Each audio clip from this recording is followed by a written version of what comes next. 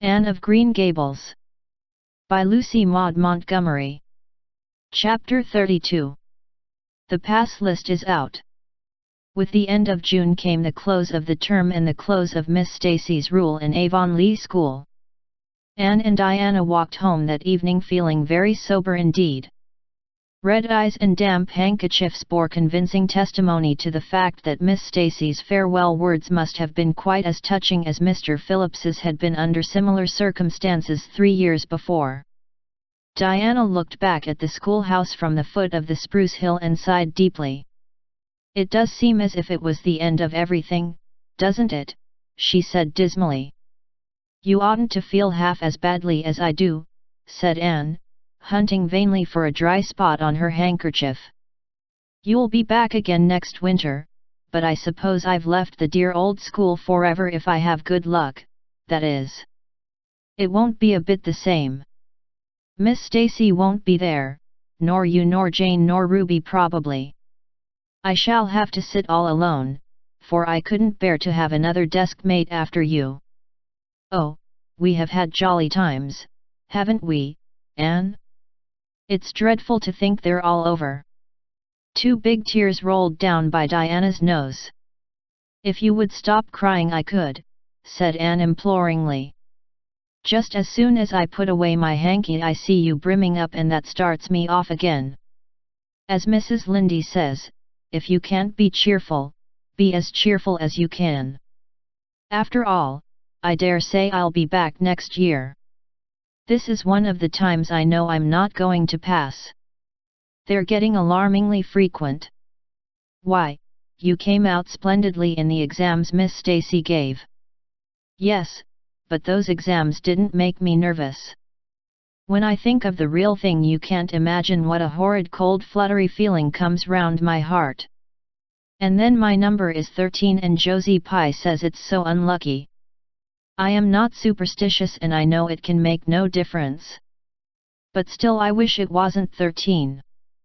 "I do wish I was going in with you," said Diana. "Wouldn't we have a perfectly elegant time? But I suppose you'll have to cram in the evenings." "No, Miss Stacy has made us promise not to open a book at all. She says it would only tire and confuse us and we are to go out walking and not think about the exams at all and go to bed early. It's good advice, but I expect it will be hard to follow. Good advice is apt to be, I think. Prissy Andrews told me that she sat up half the night every night of her entrance week and crammed for dear life, and I had determined to sit up at least as long as she did. It was so kind of your Aunt Josephine to ask me to stay at Beechwood while I'm in town. You'll write to me while you're in, won't you?" "I'll write Tuesday night and tell you how the first day goes," promised Anne. "I'll be haunting the post office Wednesday," vowed Diana. Anne went to town the following Monday and on Wednesday Diana haunted the post office, as agreed, and got her letter. "Dearest Diana," wrote Anne. "Here it is Tuesday night and I'm writing this in the library at Beechwood. Last night I was horribly lonesome all alone in my room and wished so much you were with me.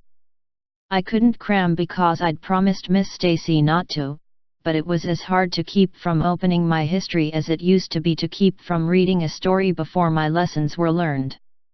This morning Miss Stacy came for me and we went to the academy, calling for Jane and Ruby and Josie on our way. Ruby asked me to feel her hands and they were as cold as ice. Josie said I looked as if I hadn't slept a wink and she didn't believe I was strong enough to stand the grind of the teacher's course even if I did get through.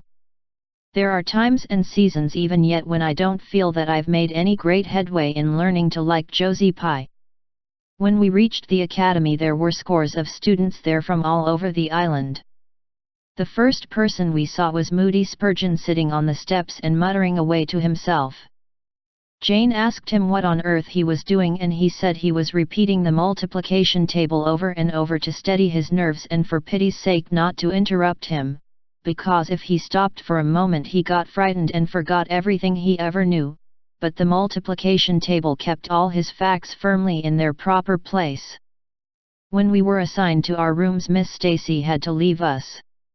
Jane and I sat together and Jane was so composed that I envied her.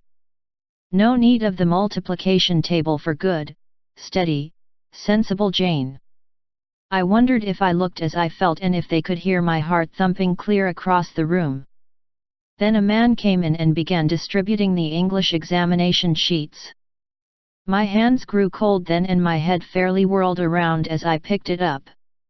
Just one awful moment, Diana.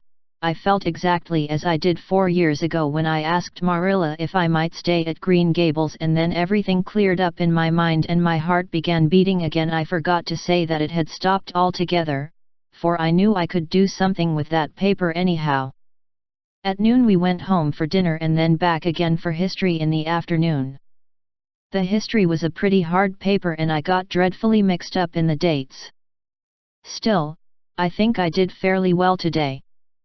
But oh, Diana, tomorrow the geometry exam comes off, and when I think of it, it takes every bit of determination I possess to keep from opening my Euclid. If I thought the multiplication table would help me any, I would recite it from now till tomorrow morning. I went down to see the other girls this evening. On my way I met Moody Spurgeon wandering distractedly around. He said he knew he had failed in history and he was born to be a disappointment to his parents, and he was going home on the morning train, and it would be easier to be a carpenter than a minister, anyhow. I cheered him up and persuaded him to stay to the end because it would be unfair to Miss Stacy if he didn't. Sometimes I have wished I was born a boy, but when I see Moody Spurgeon I'm always glad I'm a girl and not his sister. Ruby was in hysterics when I reached their boarding house. She had just discovered a fearful mistake she had made in her English paper. When she recovered we went uptown and had an ice cream. How we wished you had been with us. Oh, Diana, if only the geometry examination were over. But there, as Mrs. Lynde would say, the sun will go on rising and setting whether I fail in geometry or not. That is true, but not especially comforting. I think I'd rather it didn't go on if I failed. Yours devotedly, Anne. The geometry examination and all the others were over in due time, and Anne arrived home on Friday evening, rather tired but with an air of chastened triumph about her. Diana was over at Green Gables when she arrived and they met as if they had been parted for years. You old darling, it's perfectly splendid to see you back again. It seems like an age since you went to town, and oh, Anne, how did you get along? Pretty well, I think, in everything but the geometry. I don't know whether I passed in it or not, and I have a creepy, crawly presentiment that I didn't. Oh, how good it is to be back. Green Gables is the dearest, loveliest spot in the world. How did the others do? The girls say they know they didn't pass, but I think they did pretty well. Josie says the geometry was so easy a child of 10 could do it. Moody Spurgeon still thinks he failed in history and Charlie says he failed in algebra. But we don't really know anything about it and won't until the pass list is out. That won't be for a fortnight. Fancy living a fortnight in such suspense.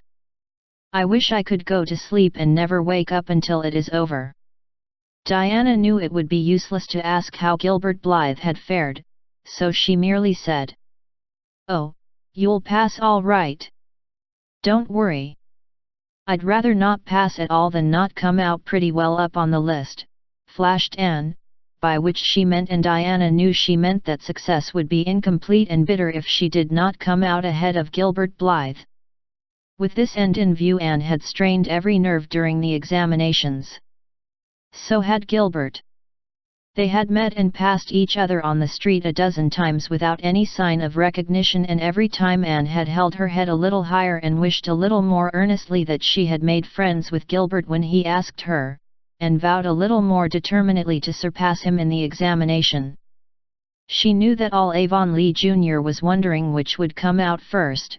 She even knew that Jimmy Glover and Ned Wright had a bet on the question, and that Josie Pye had said there was no doubt in the world that Gilbert would be first, and she felt that her humiliation would be unbearable if she failed.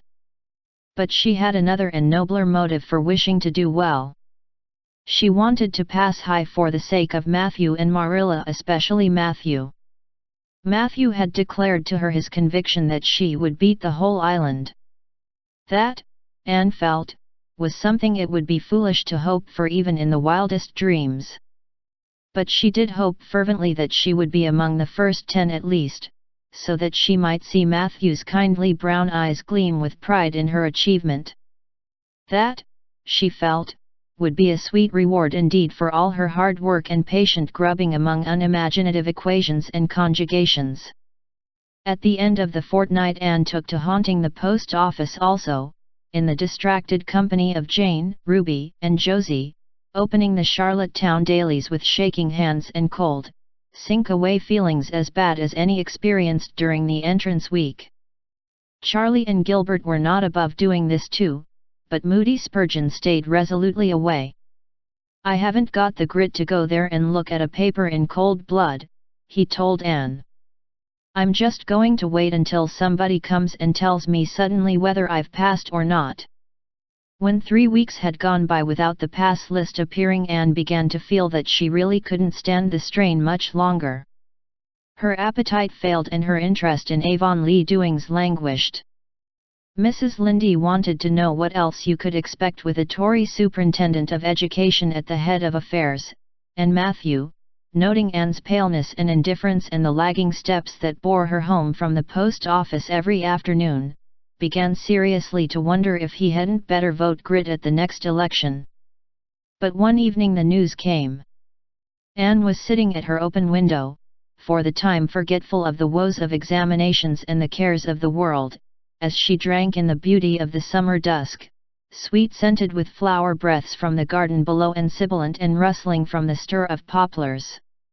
The eastern sky above the firs was flushed faintly pink from the reflection of the west, and Anne was wondering dreamily if the spirit of color looked like that, when she saw Diana come flying down through the firs, over the log bridge, and up the slope, with a fluttering newspaper in her hand. Anne sprang to her feet, knowing at once what that paper contained. The pass list was out. Her head whirled and her heart beat until it hurt her. She could not move a step. It seemed an hour to her before Diana came rushing along the hall and burst into the room without even knocking, so great was her excitement. "Anne, you've passed," she cried, "passed the very first. You and Gilbert both your ties, but your name is first. Oh, I'm so proud." Diana flung the paper on the table and herself on Anne's bed, utterly breathless and incapable of further speech. Anne lighted the lamp, oversetting the match safe and using up half a dozen matches before her shaking hands could accomplish the task. Then she snatched up the paper. Yes, she had passed. There was her name at the very top of a list of 200. That moment was worth living for. "You did just splendidly, Anne," puffed Diana, recovering sufficiently to sit up and speak, for Anne, starry-eyed and rapt, had not uttered a word. "Father brought the paper home from Bright River not 10 minutes ago. It came out on the afternoon train, you know, and won't be here till tomorrow by mail, and when I saw the pass list I just rushed over like a wild thing. You've all passed, every one of you, Moody Spurgeon and all, although he's conditioned in history. Jane and Ruby did pretty well, they're halfway up, and so did Charlie. Josie just scraped through with 3 marks to spare, but you'll see she'll put on as many airs as if she'd led. Won't Miss Stacy be delighted? Oh, Anne, what does it feel like to see your name at the head of a pass list like that? If it were me, I know I'd go crazy with joy. I am pretty near crazy as it is, but you're as calm and cool as a spring evening." "I'm just dazzled inside," said Anne. "I want to say 100 things, and I can't find words to say them in. I never dreamed of this. Yes, I did too, just once. I let myself think once, what if I should come out first, quakingly, you know, for it seemed so vain and presumptuous to think I could lead the island. Excuse me a minute, Diana. I must run right out to the field to tell Matthew." Then we'll go up the road and tell the good news to the others." They hurried to the hayfield below the barn where Matthew was coiling hay, and, as luck would have it, Mrs. Lindy was talking to Marilla at the lane fence. "Oh, Matthew," exclaimed Anne, "I've passed and I'm first or one of the first. I'm not vain, but I'm thankful." "Well now, I always said it," said Matthew, gazing at the pass list delightedly. "I knew you could beat them all easy." "You've done pretty well, I must say, Anne," said Marilla, trying to hide her extreme pride in Anne from Mrs. Rachel's critical eye. But that good soul said heartily, "I just guess she has done well, and far be it from me to be backward in saying it. You're a credit to your friends, Anne, that's what, and we're all proud of you." That night Anne, who had wound up the delightful evening with a serious little talk with Mrs. Allen at the manse, knelt sweetly by her open window in a great sheen of moonshine and murmured a prayer of gratitude and aspiration that came straight from her heart. There was in it thankfulness for the past and reverent petition for the future, and when she slept on her white pillow her dreams were as fair and bright and beautiful as maidenhood might desire.